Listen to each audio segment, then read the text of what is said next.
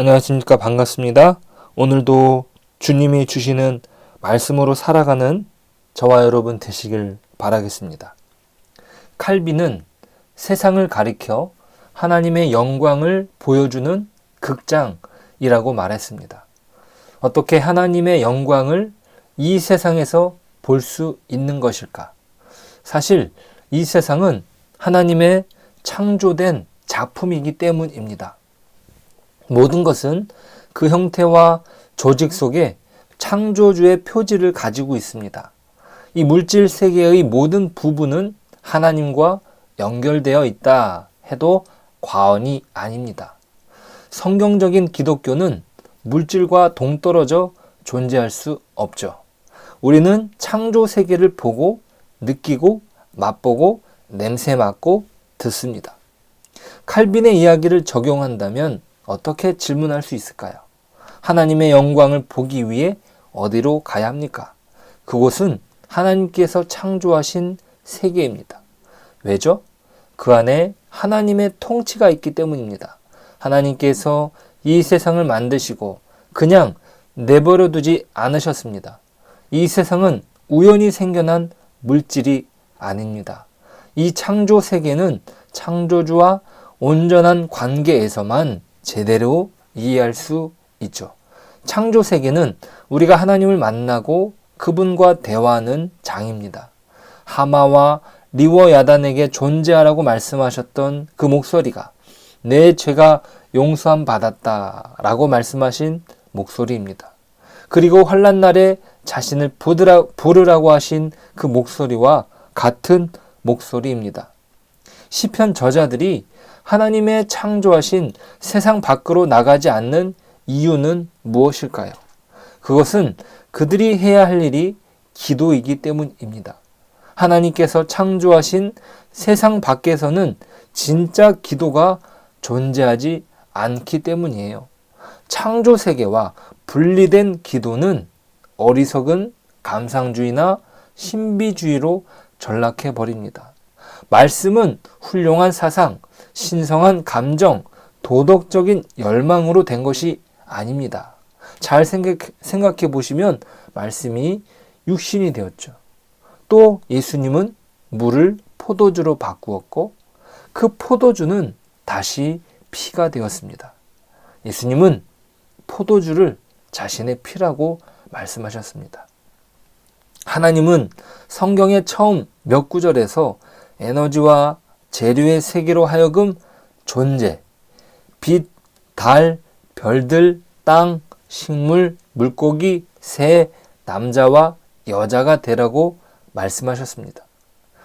사랑이나 미덕, 믿음, 구원, 소망, 정의가 있으라고 말씀하지 않으셨습니다.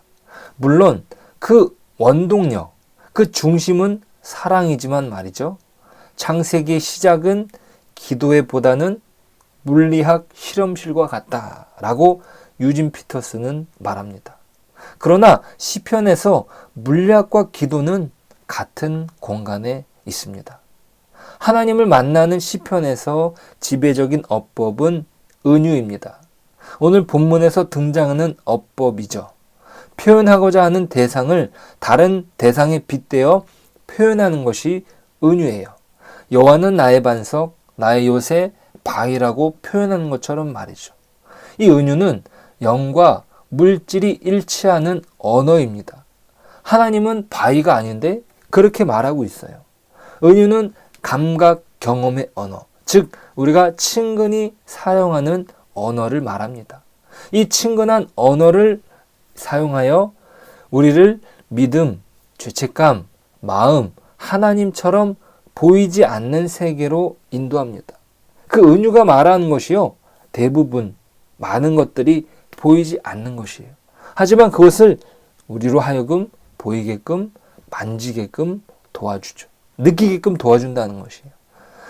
죄로 인해서 갈라진 이 보이는 것과 보이지 않는 것들이 은유로 하나가 됩니다. 자, 그래서 시편 저자들은 기도할 때 죄에 대하여 말하면서 사자와 올가미와 먼지를 불러내고 하나님을 태양이나 그림자, 왕으로 부르며 하나님께 복받은 삶을 가리키면서 나무와 산, 양을 언급합니다. 은유는 기도의 독특한 언어입니다. 화려한 은유가 가득한 시편 18편. 오늘 말씀은 이런 어법을 유감없이 보여줍니다. 다윗은 오늘 찬양에서 자신의 삶을 요약합니다. 처음부터 하나님은 힘과 반석, 요새, 구원자, 방패, 뿔, 산성으로 언급됩니다. 이것은 사망의 줄, 불의 창수, 수월의 줄, 사망의 올무 등 다양한 개인의 문제로 묘사하는 내용으로 이어집니다. 그의 어려움, 그의 인생을 표현해내는 것이죠. 하나님은 도움을 청하는 부르짖음에 반응하십니다. 그분의 반응은요, 아주 맹렬하게 표현되고 있어요.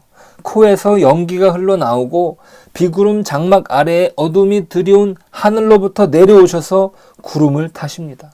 그분이 높이 뜨시자 어둠과 빛, 우박과 숯불로 인한 파괴가 일어납니다. 화살 같은 번개가 행악자들을 꼼짝 못하게 만들고 하나님의 엄청난 콧김이 바다를 갈라 세상의 터가 나타납니다. 그리고 나서 갑작스럽게 이 광포한 은유가 헤아릴 수 없는 부드러움으로 바뀝니다. 하나님이 손을 뻗어 많은 물과 원수들 가운데서 기도하는 사람을 건지셔서 넓고 마른 땅에 두사 구원하십니다. 이것이 19절에 우리가 읽지 않았지만 나오고 있습니다. 기도할 때 우리의 과제는 무엇입니까? 어려운 이론적인 단어들로 추상적인 영성을 만들어내는 것이 아니에요. 우리가 모르는 세계를 어려운 말로 만드는 것이 아닙니다. 그것을 날씨와 땅과 은유로, 날씨와 땅의 은유로 실제적인 경험의 영성으로, 경험의 말로 만드는 것입니다. 기도에 대해 말을 하지만 창조 세계에는 관심이 없는 사람들이 있습니다. 그들은 나름의 원칙을 가지고 세상에 관심을 갖지 않습니다. 그들은 세상을 부도덕하다고 말하면서 다른 사람들에게 타락하지 않으려면 세상 근처에는 얼씬도 하지 말라고 강요합니다. 이런 사람들이 바로 영지주의자입니다. 대부분의 영지주의자란 자신들이 영지주의자란 사실에 별로 의식하지 않는 경향이 있습니다. 하나님과의 관계에서 탁월함을 추구하고 기도의 삶을 결단한 사람들이 바로 영지주의에 특히 취약합니다. 그러니까 자신이 영지주의라는 것을 모르면서 거기에 빠져 있는 것이.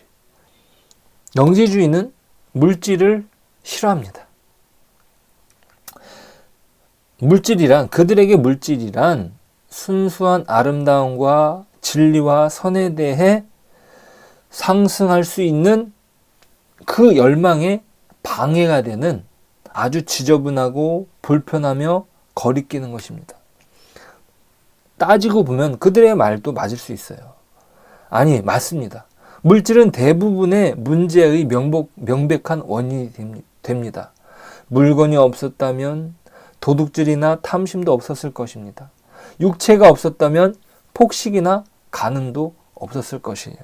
그래서 그들은 예수님을 인정합니다. 그런데 예수님의 그 말, 예수님의 좋은 어떤 가르침만 인정하는 것이죠. 예수님의 육체는 부정합니다. 가연설. 예수님이 가짜로 보여지게끔 우리에게 나타난 것이다. 그분의 말씀만 따르면 된다라고 해서 그들은 영적인 지식에 대한 갈망을 가지고 있습니다. 자, 은유는요, 이 영지주의자들의 비물질화시키는 독극물에 대한 시편의 해독제입니다. 이 언어는 세련되지 못하고 또 어쩔 수 없이 물질적입니다. 우리가 목자들이 사는 지역에 산다면, 방패를 지니는 것이 어떤 기분인지 안다면, 종종 요새에 들어갈 기회가 있다면 우리는 하나님을 목자요, 방패요, 요새라고 부를 수 있을 것입니다. 이 은유가 우리를 하나님께 더 가까이 이끄는 동시에 물질 세계로 가까이 인도할 것입니다. 하나님과 물질이 서로 떨어지지 않는다는 말입니다. 우리 안에 믿음의 경험을 발전시킬 감각들의 경험을 사용하여 은유로 우리에게 기도를 가르치는 시편은 진정한 살과 피이신 그리스도 안에서 완성됩니다. 이로 인해 전체 물질 창조 세계의 선함이 정당함을 우리에게 보여주는 것이죠. 은유의 화법과 일치되는 예수님 역시 너무나 당황스러울 정도로 평범하셨습니다. 이 사람이 요셉의 아들이 아니냐?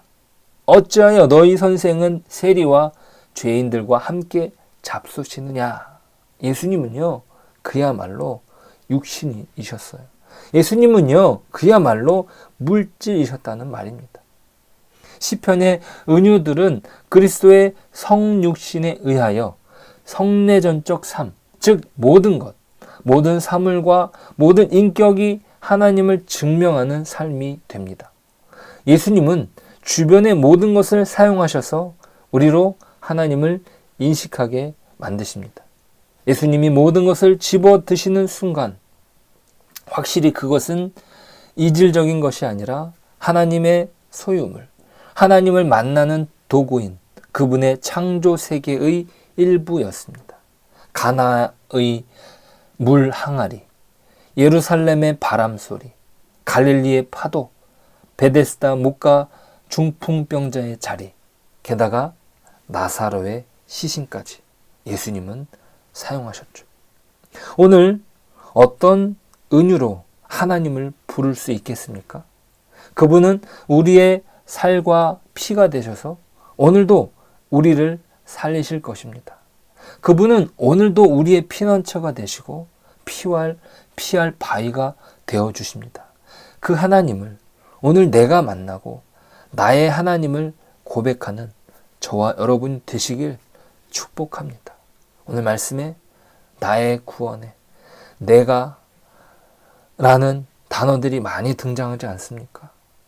나의 하나님을 만날 때, 나의 말로 그 하나님을 표현할 때 하나님은 영광 받으시고 그것을 기뻐하십니다. 그렇게 하나님을 고백하는 저와 여러분 되시길 축복합니다. 기도하겠습니다. 하나님, 감사합니다. 우리의 피난처가 되시고 우리의 피할 바위가 되시고 또 우리의 살과 피가 되어주신 예수님. 그 예수님께서 오늘도 우리를 살리시고 오늘도 우리와 함께 하심을 믿습니다. 오늘 나의 하나님을 나의 삶으로 고백할 수 있도록 도와주옵소서. 그 하나님께서 나의 하나님이심을 고백하며 나아가는 오늘 하루 되게 하여 주옵소서. 예수님의 이름으로 기도드립니다. 아멘.